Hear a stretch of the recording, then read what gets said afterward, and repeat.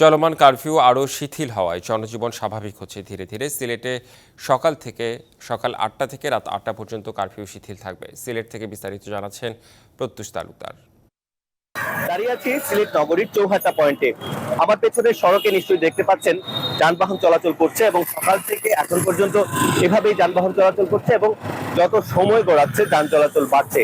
যদিও আজ শনিবার ছুটির দিন, তারপরেও কিন্তু আমরা দেখেছি বিভিন্ন শপিং মল এবং ছোটখাটো দোকান এবং বাজার মার্কেটগুলোতে কিন্তু ক্রেতা এবং বিক্রেতাদের আনাগোনা অন্যান্য দিনের তুলনায় বেড়েছে। এছাড়াও সিলেট কেন্দ্রীয় বাস টার্মিনালে আমরা দেখেছি আন্ত উপজেলা এবং বিভিন্ন রুটে দূরপাল্লার বাসগুলো কিন্তু চলাচল করছে। বিভিন্ন স্থানে যারা সাধারণ মানুষ রয়েছেন খেটে খাওয়া, তারাও কিন্তু বের হয়েছেন। এছাড়াও মানুষ বিভিন্ন প্রয়োজনে কিন্তু তাদের আনাগোনা বাড়িয়েছে। তো সবকিছু মিলিয়ে এখন পর্যন্ত সিলেটের 250-টিরও বেশি ডিজাইন অপশন নিয়ে ওয়ালটন স্মার্ট ফ্রিজ, বোঝে আপনার প্রয়োজন। বলা যায় নাগরিক ব্যস্ততা সেটি কিন্তু প্রায় স্বাভাবিক, এবং যদিও গরমের কারণে আসলে মানুষ কিছুটা অস্বস্তিতে রয়েছে, তারপরেও আসলে তারা নিজেদের প্রয়োজনে রাস্তায় নেমে এসেছেন এবং বেরিয়েছেন তাদের নিজ নিজ কাজে।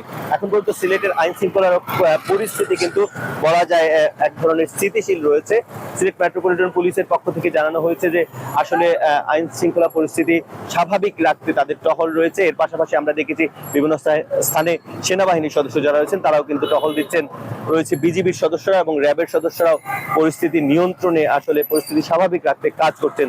তো সবকিছু মিলিয়ে প্রচন্ড গরমের মধ্যেও সিলেটে মানুষজনের চলাচল বাড়ছে, নাগরিক ব্যস্ততা বাড়ছে এবং যারা সাধারণ মানুষ রয়েছেন তারা বলছেন যে আসলে পুরোপুরি স্বাভাবিক অবস্থায় ফিরে যেতে তারা চাইছেন। ব্যবসা বাণিজ্য সহ তাদের নৈমিত্তিক কাজকর্ম তারা করতে চাইছেন।